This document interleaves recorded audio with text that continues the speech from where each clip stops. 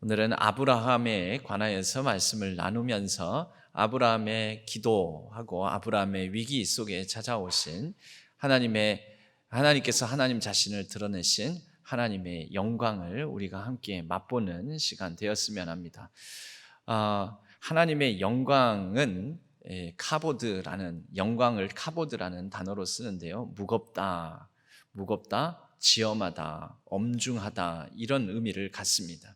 이 하나님의 영광은 특별히 하나님 자신, 자기 자신의 속성을 드러낼 때 우리는 그것을 하나님의 영광이다라고 합니다.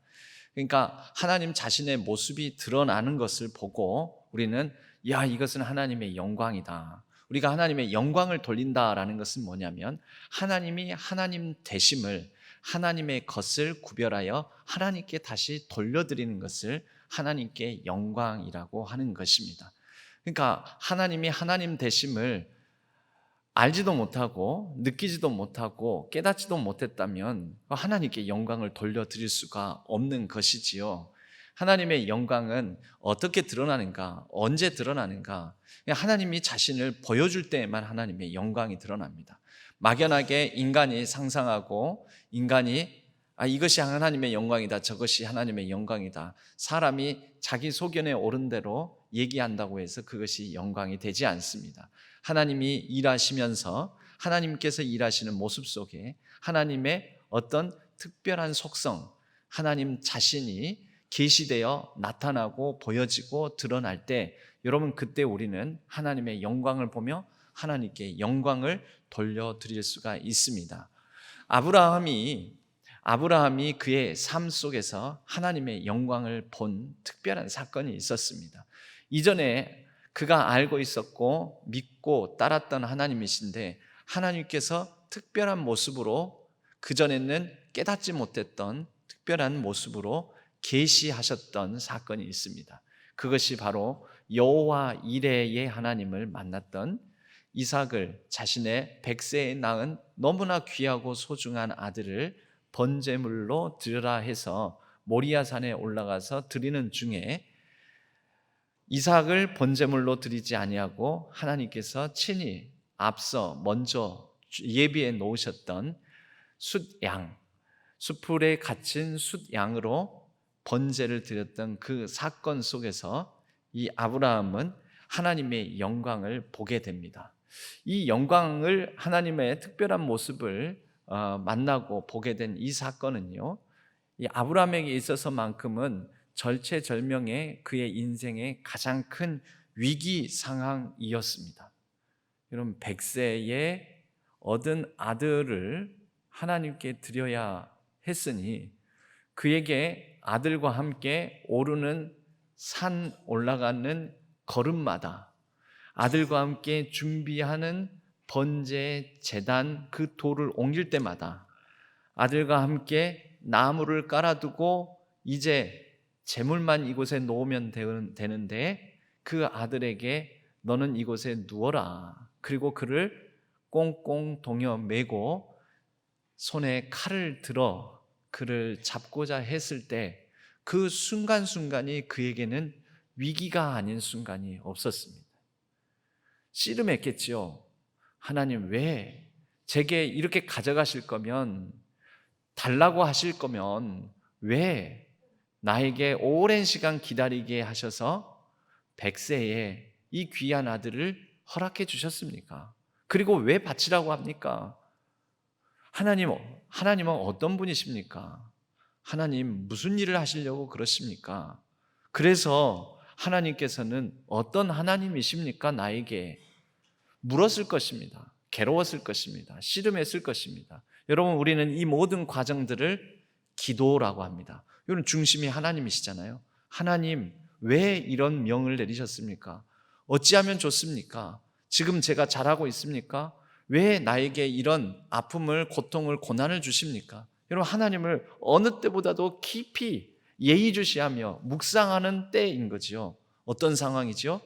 인생의 위기, 엄청나게 큰 문제, 내가 이해할 수 없는 상황, 헤아릴 수 없는 인생의 무게 앞에 우리는 바로 그 순간이, 그 위기가 하나님의 영광을 보는 기회가 된다라는 것을 아브라함을 통해서 우리가 깨달을 수가 있습니다. 아브라함은 이 아들을 드리는 그 순간 어느 때보다 하나님에 대한 관심이 컸었고, 하나님이 어떻게 무엇을 하시려고 하는지에 대해서 예의주시하는 가운데 그가 손을 들어 아들을 잡으려고 하기 그 직전에 하나님께서 제지하시는 것을 들었고 느꼈고 멈추어 섰을 때 돌아보니 그 번제단 옆에 숫풀에 갇힌 숫양을 발견하게 되었지요. 그리고 아브라함은 얘기를 합니다. 하나님께서 여호와 이레, 하나님께서 여호와의 산에서 하신다. 준비하시는 하나님, 예비하시는 하나님을 그는 만났던 것입니다. 이 산에 오를 때 아들 이삭이 물었습니다. 아니, 다 준비되었는데 나무도 지고 가고 모든 번제할 준비를 다 해서 도구를 가지고 가는데, 그런데 번제물로 드릴 어린 양은 어디 있습니까?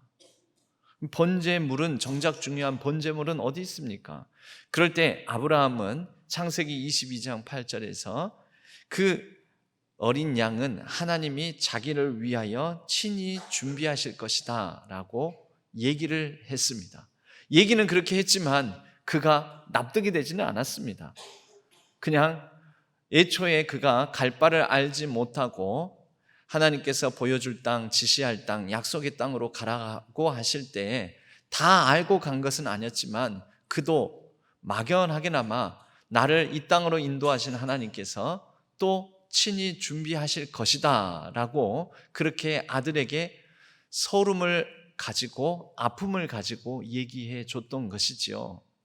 그리고 이제 그 준비하시는 하나님을 아브라함도 직접 눈으로 보고 느끼고, 그리고 온 자신의 몸 뼈마디 저 뼛속 깊이까지 세포 하나하나에까지 하나님이 이런 분이시다라는 것을 새기게 되었던 것이지요. 여러분, 우리의 모든 기도할 만한, 기도로 나아가며 하나님 어찌 된 영문입니까? 왜 이렇습니까? 무엇 때문입니까? 어떻게 하실 작정이십니까? 하나님, 무엇이 더 필요하십니까? 여러분, 그렇게 위기 가운데서 하나님의 이름을 부르짖으며 씨름하는 모든 우리의 기도 제목, 여러분, 바로 위기의 순간 기도하는 순간이 되고 그 위기의 기도의 순간이 하나님을 새롭게 만나는 기회가 된다라는 것이죠. 그때 보여주시는 하나님의 모습이 하나님의 영광이요, 그런 하나님의 영광을 맛보며 우리는 하나님께 영광을 돌려드릴 수 있다라는 것입니다. 여러분, 그러므로 우리는 복에 대해서 이해를 새롭게 할 필요가 있습니다. 오늘 말씀의 시작을 이렇게 하지 않습니까? 아브라함이 나이가 많아 늙었고 여호와께서 그에게 범사에 복을 주셨더라. 오늘 또 복이 나옵니다. 이 아브라함과 복은 뗄래야 뗄 수 없는 관계가 있습니다. 하나님께서 그를 갈대아 우르에서 부르실 때 창세기 12장에서 너는 내가 너에게 지시할 땅, 보여줄 땅으로 가라 라고 하실 때에도 아브라함에게 내가 너에게 복을 줄 것이고 너는 많은 민족, 많은 사람들 앞에 복이 될 것이다, 이렇게 말씀하셨습니다. 이게 하나님의 약속이죠. 아브라함과 복은 뗄래야 뗄 수가 없습니다. 이삭을 번제물로 드리려 하다가 준비하시는 하나님, 예비하시는 하나님, 여호와 이레, 그 하나님의 영광을 맛보게 되었을 때에도 아브라함에게 다시 복에 대한 선포가 나옵니다. 너가 네 아들 내 독자까지도 아끼지 아니하는 것을 내가 이제 보았은즉 내가 너에게 큰 복을 주고 내 씨가 크게 번성하여 하늘의 별과 같고 바다의 모래와 같게 할 것이다. 그리고 천하 만민이 너로 말미암아 복을 받을 것이다 하고 다시 복에 대한 선포가 나옵니다. 그리고 오늘 24장 이 말씀의 1절, 첫 절 가운데 복을 받았다라고 나옵니다. 그럼 우리가 복을 받았으면 아무 문제, 근심, 아무 걱정거리가 없어야 될 것 아닙니까? 그런데 아브라함의 인생도 상당히 험악한 세월을 보냅니다. 그의 가족을 이끌고 고향과 친척과 아버지의 집을 떠나는 거. 여러분, 이게 성경은 이게 바로 복이라고 하는데 복이 아니잖아요. 그의 조카 롯을 떠나보내는 장면, 복되지 않지 않습니까? 그의 이 롯, 조카 롯과 그의 가축을 치는 자들과 더불어서 싸우는 상황, 그러면서 양보하고 허허벌판에 그는 남겨지게 된 상황이 복이 아니지 않습니까? 여러분, 우리는 하나님의 복을 착각하는데 복된 사람은 위기가 없는 상황이 아닙니다. 복된 사람이 위기가 없고 문제가 없고 아픔이 없고 고통이 없는 게 아닙니다. 복 있는 사람은 하나님의 영광을 보는 사람입니다. 하나님의 특별한 모습을 만나고 체험하는 사람이 복된 사람인 것입니다. 그런 의미에서 본다면 아브라함은 복되지요. 하나님의 영광을 보았으니까요. 여호와 이레의 하나님을 만났으니까요. 위기가 없는 게 아니라 위기가 있고, 그러니까 저와 여러분들이 하나님 안에서 복된 삶을 산다면 인생의 어려움, 문제, 아픔, 위기 우리도 겪는 거죠. 겪고 다만 그 위기를 통해서 하나님 앞에 더 예의주시함으로 집중하여 하나님께서 어떻게 일하실지 묻고 항변도 하고 나아가며 기도하고, 그리고 그 기도하는 과정을 통해 하나님께서 내가 아는 방식이 아닌 내가 몰랐던 특별한 방식으로 일하시고 하나님이 자신을 드러내시는 영광을 보게 된다라는 것이죠. 바로 그것이 복입니다. 하나님께서 이렇게도 일하시는구나. 하나님께서 저렇게도 일하시는구나. 하나님께서 이렇게 자신을 나타내시는구나. 이렇게 하나님께서 자신을 보여주시는구나. 여러분, 그것을 보는 사람이, 그것을 체험하는 사람이, 그걸 느끼는 사람이, 그 영광의 맛을 본 사람이 복되다라는 것입니다. 여러분, 인생에는 위기나 아픔, 걱정과 고민 없는 사람은 없습니다. 우리 부모님들이 흔히 자녀들에게 부모님이 해야 될 걱정을 가지고 부모님이 기도하지 자녀들에게는 때로는 걱정, 염려, 근심 안 끼쳐드리려고, 특별히 우리 어른 세대, 어르신 세대의 부모님들은 가정의 위기나 가정의 문제가 있으면 너는 염려하지 말고 걱정하지 말고 너는 공부나 열심히 해라. 그 아이들에게, 자녀들에게 가정의 문제, 가정의 고통, 가정의 어려움들을 좀처럼 얘기하지 않으려고 합니다. 보통 그러지 않습니까? 여러분, 그런데 그건 신앙적이지 않습니다.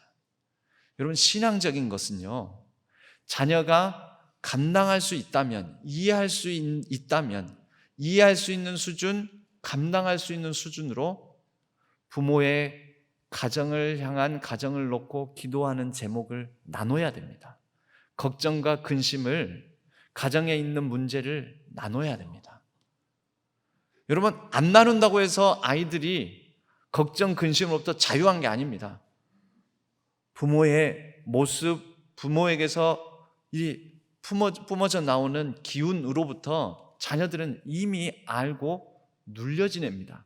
차라리 자녀들이 이해할 수 있는 방식과 수준으로 설명을 하는 거죠. 우리의 집에 이런 문제가 있다. 이런 아픔이 있다. 이런 위기가 있다. 그리고 같이 기도해 줬으면 좋겠다. 우리 같이 기도하자. 여러분, 보통 부모님들이 혼자 기도합니다. 부모님만, 엄마만, 아빠만 기도합니다. 여러분, 그것은 올바른 신앙의 대물림을 위해서도 좋지 않습니다. 자녀들에게 기도 제목을 나눠야 됩니다. 우리 가정에 이런 위기가 있고 이런 아픔이 있다. 여러분, 같이 그것을 공유해야 함께 고민하는 것을 가지고 같이 기도하게 되는 것이고, 같이 기도해야 그 기도 가운데 하나님께서 특별하게 어떻게 일하시는지를 보게 될 것이며, 그것이 바로 자녀들에게는 신앙 교육이 되는 거죠. 하나님께서 일하시는 것을 보고 하나님의 영광이 여호와 이레로 나타날지, 여호와 니시 승리의 하나님으로 나타날지, 여호와 라파 치유의 하나님으로 나타날지, 여호와 삼마 우리의 아픔과 우리의 여러 상황 속에 같이 동행하심으로 나타날지, 바로 그러한 다양한 모습의 하나님을 자녀들도 함께 고민하고 위기 속에서 문제 속에서 기도하면서 만나는 거죠. 함께 영광을 보는 것이지요. 여러분, 제가 이전에도 한번 이런 말씀을 드린 적이 있습니다. 사랑하는 남녀가 있습니다. 이제 남자가 이 여자에게 프로포즈를 합니다. 하면서 우리가 흔히 쓰는 상투적인 표현 있지 않습니까? 내가 당신을 책임지겠다고, 내가 사랑하겠다고, 내가 사랑으로 일평생 당신의 눈에서 눈물 나는 일 없게 만들겠다고. 거짓말이죠. 그게 가능합니까, 여러분? 그게 되나요? 눈물 나는 일 없게 만들 수 있습니까? 하나님입니까? 안 됩니다. 어떤 일로든지 간에 인생에는 눈물 흘릴 일이 생깁니다. 아픔을 당합니다. 뜻대로 계획대로 안 되는 일들이 많습니다. 인생의 고난과 실패가 많습니다. 아무리 둘이 사랑해도 그렇습니다. 여러분, 진짜 진솔하고 진심이 담겨있는 더 적절한 프로포즈 고백은 바로 이런 것 아닐까요? 내가 당신하고 함께 부부를 이뤄서 살아간다면 눈물 나는 일 없도록 만들 자신은 없지만 당신 혼자 울게 만들지는 않겠소. 당신 혼자 울게 만들지는 않겠다고. 눈물 나는 일 있겠지만 같이 사랑하며 살아도 우리가 같이 아프고 위기를 만날 때도 있겠지만 당신이 울 때 나는 반드시 함께 울어주겠다고. 여러분, 이것이 진짜 진심을 담은 진솔한 프로포즈 고백이지 않겠습니까? 여러분, 이게 뭐냐? 이것이 공동체입니다. 절대 혼자 울게 내버려 두지 않겠다. 눈물 날 일이 있다면 같이 울겠다. 여러분, 같이 우는 게 뭘까요? 같이 위기 상황을 만나서 같이 기도하겠다라는 것입니다. 혼자 눈물의 기도하지 않게 만들겠다. 혼자 눈물로 통곡하며 기도하게 만들지 않겠다. 기도 제목이 있다면 같이 기도하겠다. 여러분, 이것이야말로 정말 가장 위대한 사랑의 고백, 프로포즈가 아닐까 싶습니다. 여러분, 이것이 공동체입니다. 부모가 자녀들의 삶에 너 눈물 나는 일 없도록 만들겠다. 여러분, 그러다가 자칫 오버하는 부모가 됩니다. 자녀의 삶에 과도하게 간섭하고요. 뭔 일만 있으면은 막 학교 쫓아가고요. 그러다가 막 선생님 고발하고 고소하고 그렇게까지 하는 거죠. 우리 자식 눈에 눈물 나게 만들다냐 하면서 막. 여러분, 그게 아닙니다.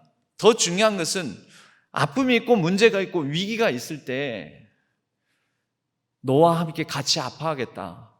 같이 기도하겠다. 그리고 너도 우리 가정에 문제가 있고 위기가 있으면 같이 기도하자.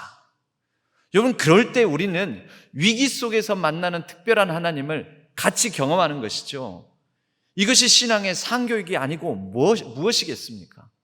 같이 눈물을 흘리고 같이 기도하고 같이 하나님께서 일하시는 것에 예의주시하고 하나님께서 이끄시는 것을 바라보며 그러다가 우리가 생각지도 않은 방식으로 하나님께서 역사하시는구나. 그래야 하나님의 영광이 드러나는 것을 같이 맛보고 같이 기뻐하고 같이 하나님을 경험하지 않겠습니까? 저는 저희 교회가 그런 교회가 되기를 바랍니다. 특정 누군가가 혼자 울도록 내버려두는 교회가 아니라 혼자 울도록 두지 않는 교회. 같이 교회의 아픔, 교회의 위기를 인식하고 그 위기와 문제 속에서 같이 기도하는 교회. 그리고 같이 기도하는 중에 하나님의 영광을 함께 맛보는 교회 되기를 바랍니다. 오늘 아브라함은 이삭의 결혼 문제를 가지고 지금 뭔가 새로운 도전을 합니다. 새로운 모험을 감행합니다. 더 쉽고 빠른 길이 있었습니다. 이미 그 땅 가나안 땅에도 이삭의 배필이 될 만한 여자들은 많았습니다. 여자들은. 그 가나안 땅의 여인들 속에서 이삭의 배필을 구하는 게 훨씬 쉽고 빠르고 편한 방법이었습니다. 그런데 아브라함은 하나님께서 주신 이 땅, 이 약속의 땅에서 아들 이삭을 통하여 복된 하나님의 역사가 펼쳐지는 데에는 이 땅에 이미 이방 문화, 가나안 문화에 젖어 있는 편하고 쉽게 아내감을 얻는 것이 아니라 힘들고 더디고 불확실하고 모험을 걸고 걸어야 하고 위험한 일일지라도 자기 본토친척 아버지의 집에서 신부감을 구해오는 것이 맞겠다라고 생각을 했습니다. 그리고 종을 부릅니다. 그리고 자신의 허벅지 사이에 손을 놓고 맹세하라고 합니다. 이게 조금 민망한 상황이긴 한데요, 허벅지 사이가 어디입니까? 예, 거시기. 거시기 하죠 좀. 그런데 이게 그때 당시에는 나의 생명을 두고, 나의 중심을 두고, 나의 핵심을 두고 너도 목숨 걸고 약속해라. 우리가 그냥 손가락 걸고 약속하는 정도가 아니라, 그 정도가 아니라 서로의 가장 중심적인 그 거시기를 두고 목숨 걸고 생명 걸고 약속해라 라는 그런 뜻입니다. 나중에 보면은 야곱도 요셉에게 그의 허벅지 사이에 요셉의 손을 두고 약속해라고 합니다.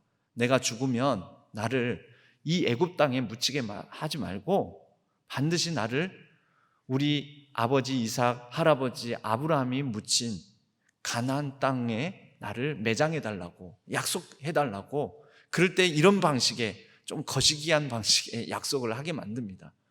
여러분, 이 자신의 문제 무엇입니까? 이삭의 아내를 지금 장가를 못 보내고 있는 상황, 이 문제를 놓고 그의 식솔, 권속인 종이지만 그의 모든 재산을 관리하는 종을 불러다가 맹세하게 한 것은 같이 기도 제목을 나눈 것 아니겠습니까? 이런 문제가 나에게 있다. 나에게 내 아들의 결혼을 놓고 고민이 있다. 이것을 놓고 하늘의 하나님 앞에 맹세함으로 같이 기도하며 방법을 찾아봤으면 좋겠다. 그리고 말하지요.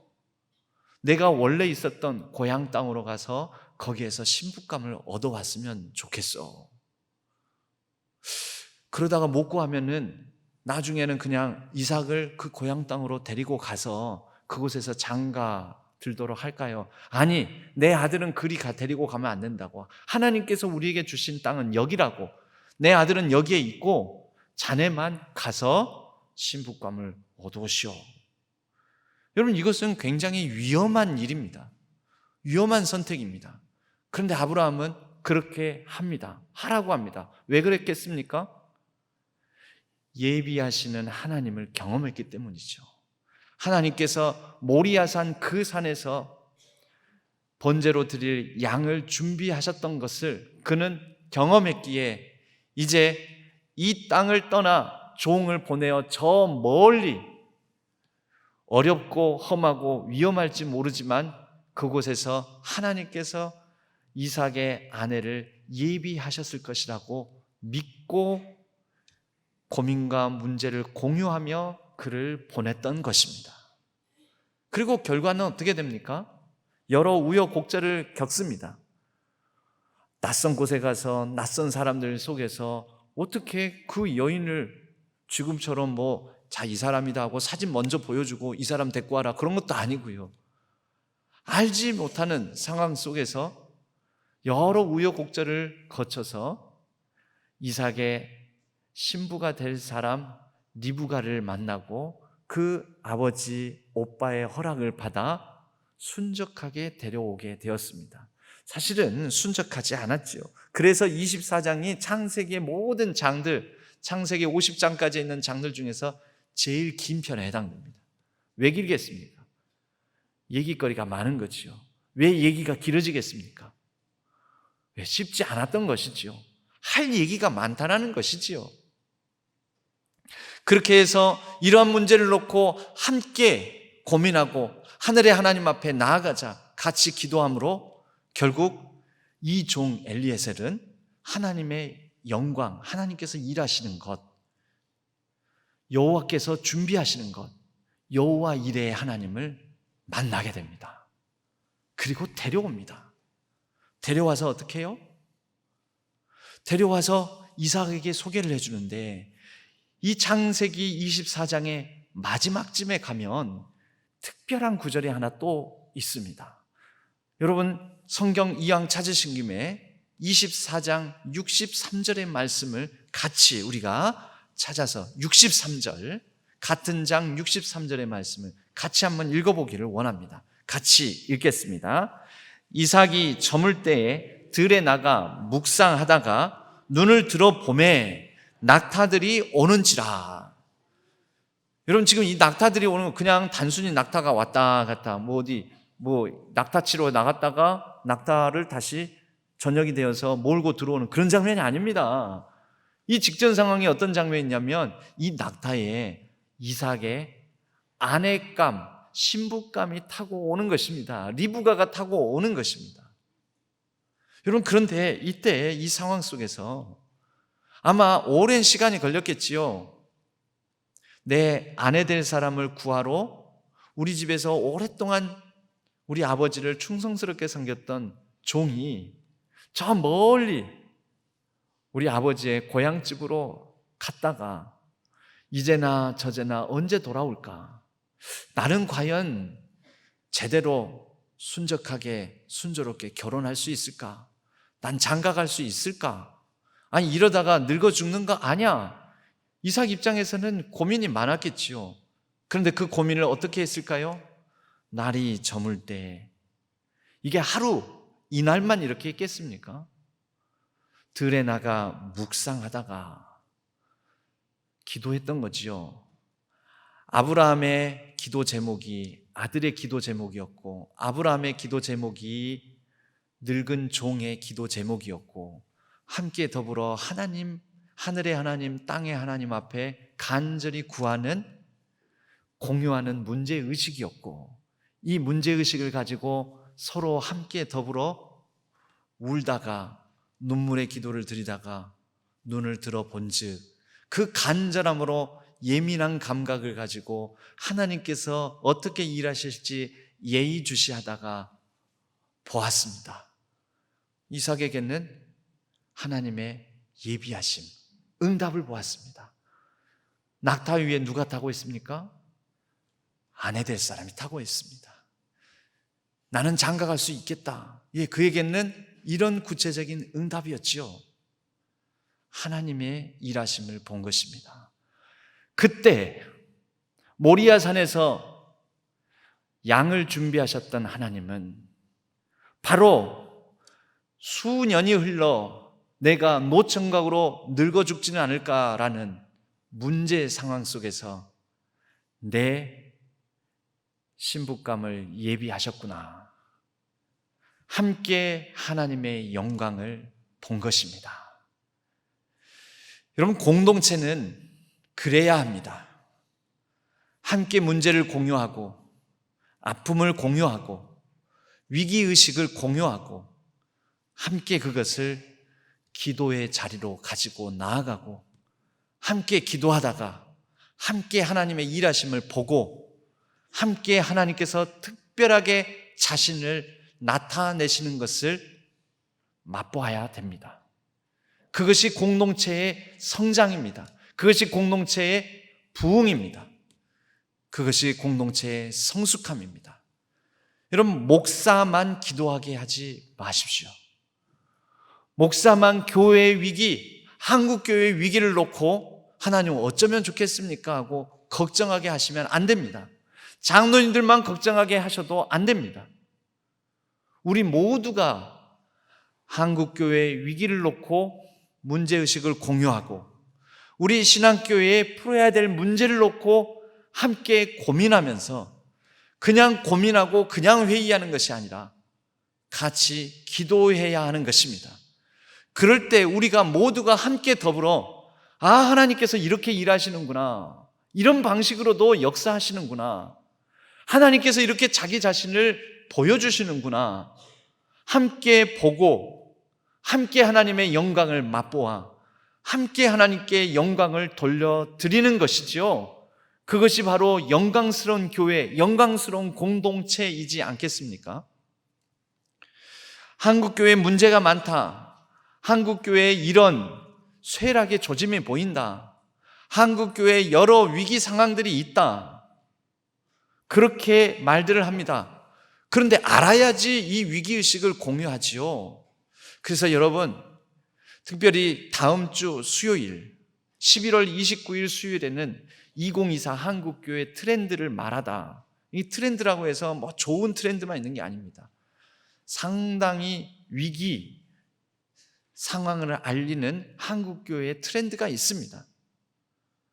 감소하고 쇠퇴하고 인구 변동 뭐 여러 가지 한국교회의 고령화, 또 한국교회 활력이 떨어지고 한국교회 공동체성이 사라지고 한국교회 예배가 점점 더 힘을 잃어버리고, 여러분 이것을 지용근 대표를 통해 이것만, 원래 통계 전문가였는데 목회 데이터 연구소를 세워서 한국교회에 대해서 여러 전국 규모에서 여러 다양한 크고 작은 교회를, 여러 다양한 성도들을, 여러 다양한 목사님들을 매주마다 인터뷰해가면서 분석한 내용을 바탕으로 한국교회의 상황이 이렇다, 문제는 이것이고 위기는 이렇다 라고 2023년부터 책을 내고 있습니다.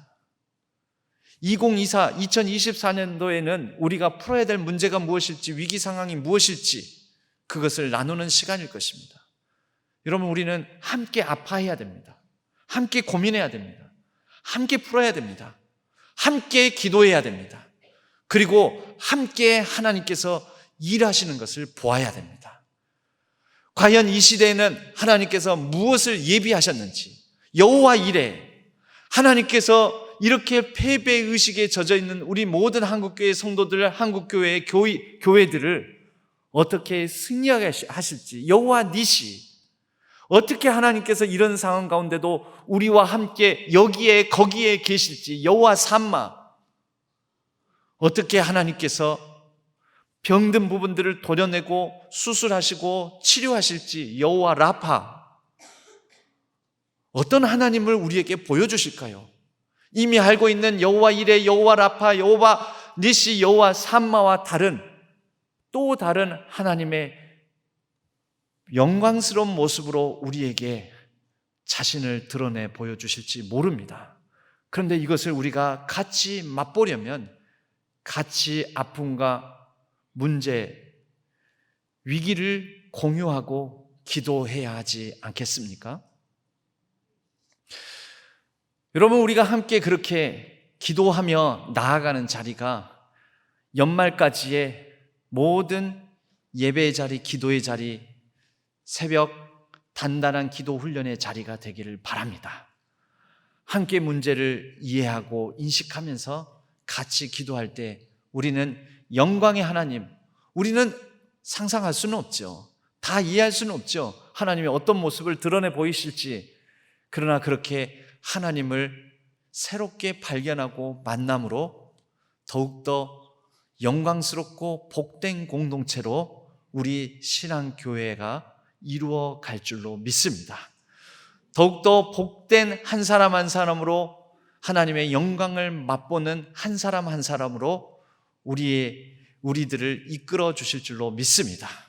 우리의 가정이 함께 아픔과 위기와 문제를 공유하며 같이 기도할 때 우리의 각 가정마다 함께 더불어 하나님의 영광을 맛보는 가정들이 될 줄로 믿습니다. 그러한 복된 한 사람 한 사람, 복된 가정, 복된 교회, 그리하여 함께 더불어 하나님의 영광을 맛볼 수 있기를 주님의 이름으로 간절히 축복합니다.